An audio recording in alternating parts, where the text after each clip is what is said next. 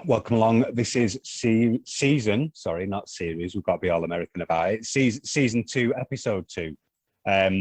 We are talking today trad climbing gear, nice rack. And so I'm joined today, as normal, by Cathy. Hi. All right.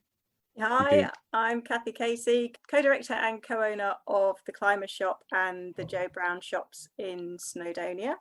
And we are joined today with a very special guest.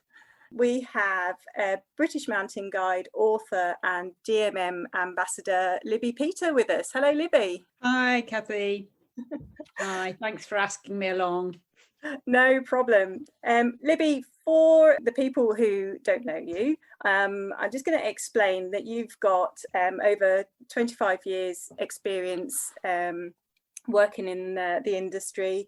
You've climbed all over the world, both for pleasure and professionally as well, because as a British mountain guide, you're qualified to work across the globe. I know from your website that you enjoy hard, bold routes. You also write for Climber magazine with some great articles about rock types, techniques, explaining some of the more baffling technical stuff of climbing. And you've also written Rock Climbing Essential Skills and Techniques, which is the official handbook of the Single Pitch Mountaineering, and Instructor Mountaineering Awards. So I'm bowing to you with your capacious knowledge, because while I'm perfectly capable and happy to go out and lead climb quite often or not, I just quite happy seconding, because I don't need the extra hassle of worrying about putting belays together and keeping other people safe. I'm happy in my happy place, just trundling up on the safe end of the rope, which is a brilliant thing about climbing. You can enjoy it at any level. Yeah, exactly that. Yeah. So I was going to say, I know I've got to launch it with I know nothing about climbing. Yeah. I know now about climbing, so I'm the absolute novice. I've got a rope and a harness and very little knowledge, but a lot of enthusiasm. So I'm looking forward to this one immensely. Right. So if Wayne, if you understand what I'm going on about, then it's been a success. Is that what we're saying? Well, yeah. I think you've got your work cut out for you there, Libby, to be honest. But yeah, that's just on a normal day. But yeah, so trad climbing. Can we tell me just that? What's that all about? What does that mean? In a nutshell, yeah. So trad climbing is where we go to a cliff that's still pristine. It's had no metalwork put in the rock. So we go there with our sort of big amount of jangly gear, which we use to protect the climbs as we go up the cliffs. So the cliff's got cracks and features that we can use to place protection. And it's very distinct from sport climbing, where you go to a crag that has already had the protection drilled into the rock in the form of bolts. And that's the main difference between trad climbing and sport climbing, is the method of protection for the leader. Yeah, so your leader will climb up, placing all sorts of different paraphernalia. I've just actually bought some because the sound is just so evocative. Definitely, yeah.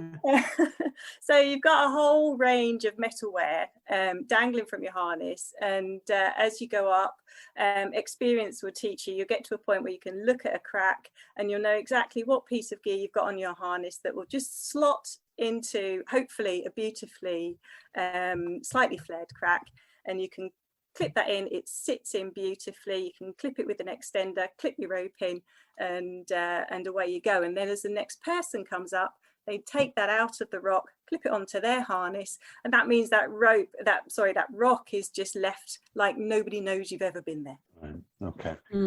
So there's a bunch of what you've already said, which is perfect. A bunch of what you've already said is new words to me, if you bear with me. But so what if I'm just about to start out? So I've got these are what I've got for my daughter, because obviously the most essential part was colour. So everything is purple or pink. But yeah, what do I need to be buying if I'm going to be doing trad climbing for the first time? Well, so let's assume you've got already harness, rock boots, chalk bag and a rope. We're looking, and a belay device, presumably, if you've already climbed indoors.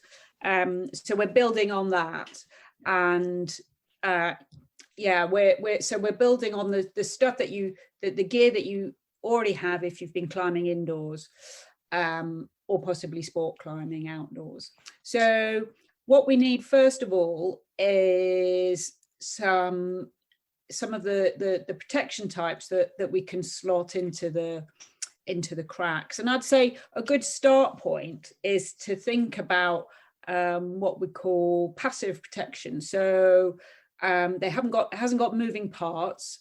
It is like a wedge or a chock that we will find a crack in that tapers, that we can wedge the protection in.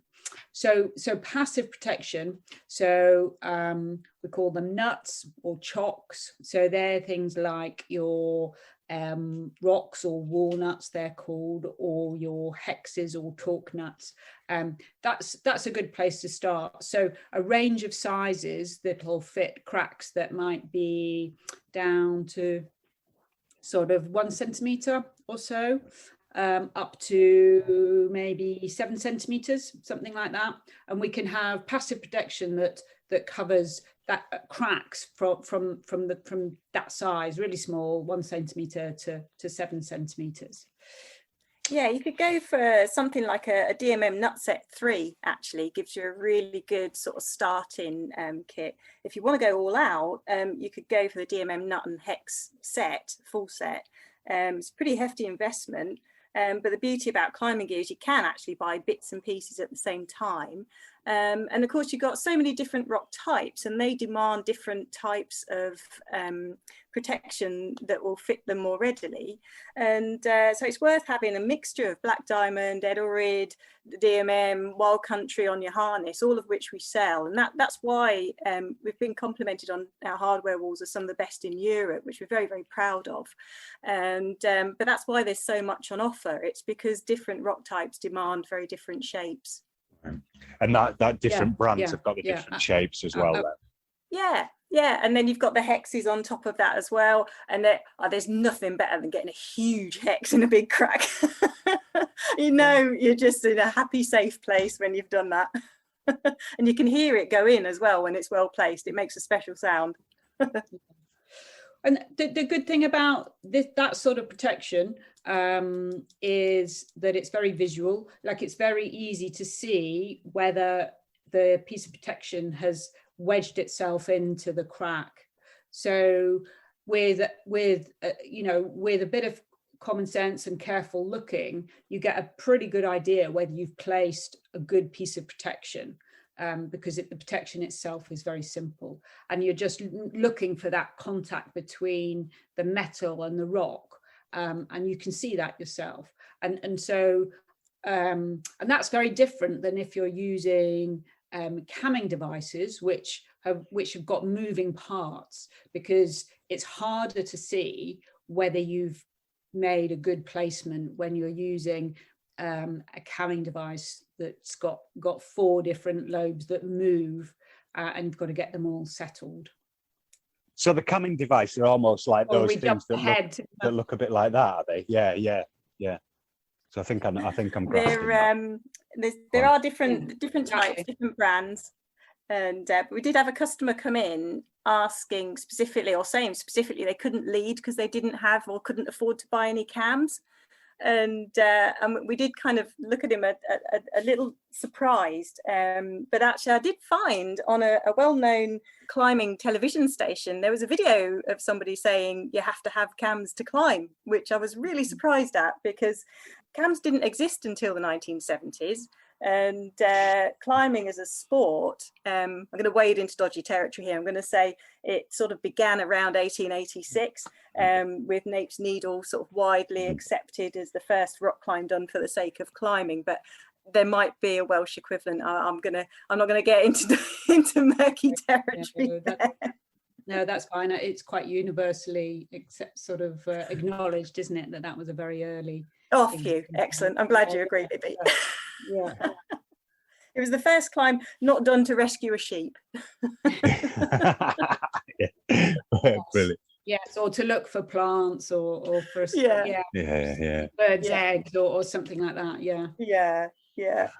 The other interesting thing we had about question we had about cams was a customer who came in the other day, and they were buying dragon cams and had been told they needed to extend the dragon cam, and they were saying it's a bit, I'm not quite sure why, because it seems like the dragon cam has a sling on it that you can already extend, but her climbing partner told her that she had to, or they'd been told and passed the information on, that they had to extend every single piece of gear, which Libby, absolutely come in and correct me on this, but extending or buying extenders, so that's a length of sling with a carabiner at either end, their role is to essentially make sure that when you're having to place gear on a climb where it's dictated by the cracks in the rock, you want to keep your rope running as smoothly as possible, so you extend your pieces of gear to your rope to try and keep that line so you don't have loads of rope drag, and your rope doesn't go in a zigzag, because then you can get halfway up the climb, and if you've got so many zigzags in your rope, you can't there's not enough rope left. There's too much drag, so you do need a lot of different lengths of extenders when you're trad climbing, as opposed to sport climbing or climbing indoors, when you can just have a 12 centimeter quick draws is fine. Outdoors, you want to have some different lengths to allow for that placement and to keep that rope running as straight as possible. And things like the beauty of the dragon cams is that they do come with a readily extendable sling, so you may not always wish to or always need to extend it. No, absolutely, completely agree, Cathy. The only, I mean, that's one of the advantages of a cam like a dragon cam, which has got that sort of extendable sling, is that you may be able to get away without using a quick draw on it. The only time you might do is if the cam is quite deep into the crack, and you're worried about the cam, walking its way back into the crack with too much movement from the rope. But yeah, otherwise, save your quick draws to where you definitely have to use one, which is on all your nuts that are going into the cracks. What's a quick draw? Sorry, ladies. What's that? So the quick draw is 2 carabiners and a length of sling between it. And it's the connector from the piece of gear, like the nut that you've put in the rock, and the rope. Sorry, so sorry, Cathy, you did mention that. Yeah. Does that make sense? So you've got your piece of metal in the crack, and then you which will have a little loop on it, and you clip a carabiner into that, which has got a length of sling and another carabiner, and the rope goes into the second carabiner. Okay. So those quick draws. Especially if you're climbing on a single rope, the slightly longer ones will be better, as Cathy's already said. So go for some maybe around 18 centimeter, and some of the longer ones 25 centimeter for sure. If you can go for ones that have got different color carabiners, top and bottom, that makes it really simple to keep it organized on your harness, but then also to try and make sure that you use the same carabiner in the gear all the time, and the same carabiner in the rope all the time. They've got a top and a bottom. Top and a bottom, basically. Yeah. And if those carabiners are different colors, it just makes it really visual, and you can see at a glance which way round it should be hanging on your harness. Yeah, that's really handy if, like me, you're having a bit of a moment. Yeah. Help you can get, just concentrating on getting the right bit. The right bit attached to the right place. Yeah. And because when you're placing the gear, you're invariably hanging on with one hand onto the rock, and you're doing everything. You're placing the gear and clipping the rope in often with the other hand, without being able to let go with one hand. So that gets pretty tiring. So the quicker you can do it, the more efficient you are, then the less tired you get hanging on. So it's all about. So you don't have as much to process then, do you? Like you say, if it's all the same colour, you're doing right. I know that one's going there, and that one's awesome. Cool. And then just picking up on the language there about, like you were saying about karabiners and beaners and stuff like that. And I've heard other people be even lazier and use the term krabs as well. Is that the same thing? Yeah, is that all the same? Yeah. Okay. Kind of they're interchangeable. Beaner might be a bit more Americanized, I guess. We tend to say karabiner, perhaps more over here, but they're all interchangeable. If we're talking, I guess the distinction we normally make is whether it's a karabiner that's got a lock and gate or not. That's the main. I was just going to ask that, holding those up in the air to show that. What's the difference in those, and why would I need that one versus that one, for example, with the lock or without? Yeah, exactly. So a locking karabiner, we normally use when we make ourselves secure at the end of the pitch, to the belay. So when we tie ourselves to the rock at the end of the pitch, and it'll be the one that you've got on your belay device. So those crucial points where it's really important that the carabiner doesn't come open. That's where we use our locking carabiners. The rest of the time, we just use the non-locking ones, the snap gates, snap links. They're normally called. Do you call them the same thing, Cathy? Would you? Yeah, snap gates, snap links. One often difference between the locking carabiners and the snap link carabiners is the strength of them. And if you take a look at the longest bar side of the carabiner, the back of the carabiner, by law, that states the strength of the carabiner on there. So that tells you how strong a carabiner that you're buying, and you might that might affect your choice when you're buying. And there's not just one measurement on there either. There's three, because a carabiner is extremely strong when it's pulled along the length of its back. So that, for example, might be 20 kilonewtons, and kilonewton is a measure of force. If the carabiner is then pulled across the gate and across the back, it's a lot weaker. So, for example, that might be 7 kilonewtons. That's why you need to make sure your carabiner is placed in exactly the right location. And if the carabiner has its gate open, it's exceptionally weak, and actually that could rate even lower. One thing to watch out for, and my husband bought some very nice sparkly black diamond extenders, which we used climbing in Pembrokeshire the other week.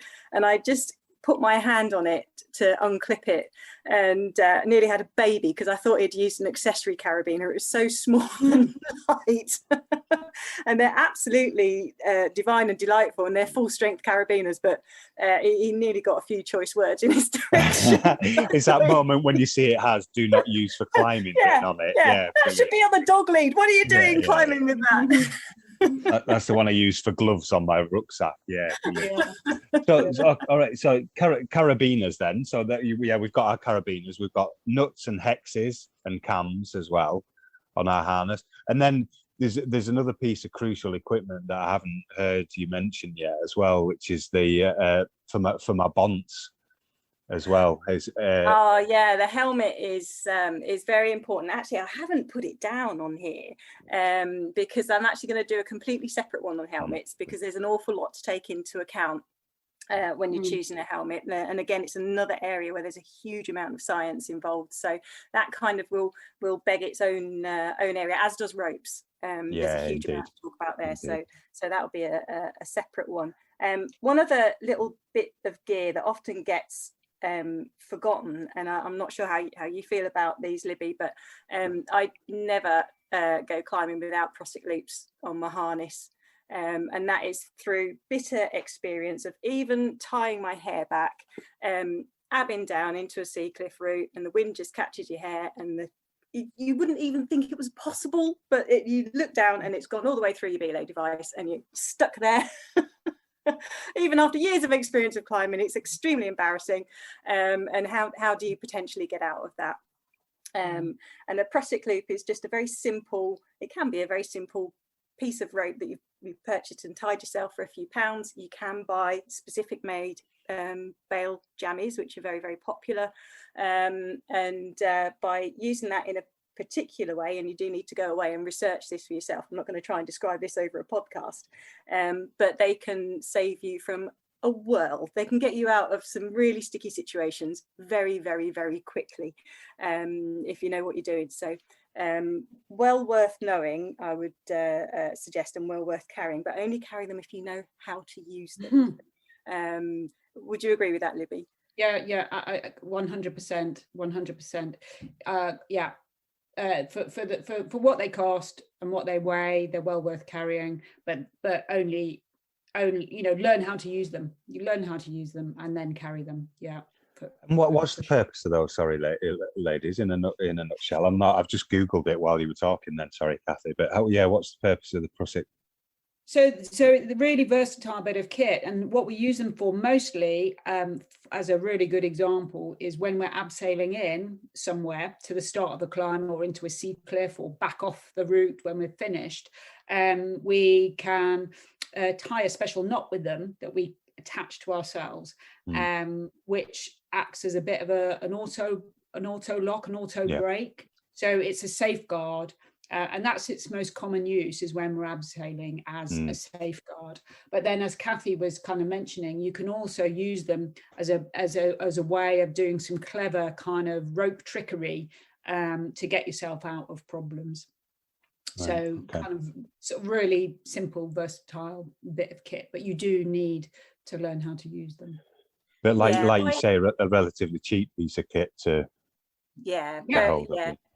And by yourself, it's worth investing in a couple of meters of climbing rope, because we sell all this off the reel and it's just a matter of pounds, or a Prusik loop, sorry. But basically, if you've got that piece of rope, you can just sit there using it at night, tying knots, and you just get really slick, and that can make a huge difference when you're out on the crag.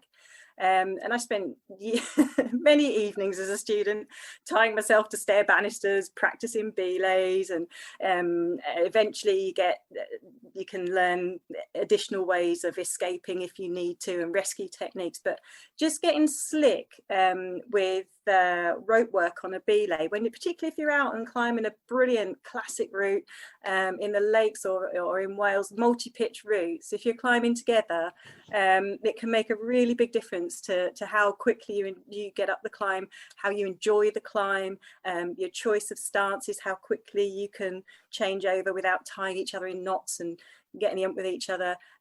Just taking that time makes a real big difference. Okay. One bit of gear we've not mentioned actually are slings. Oh yes.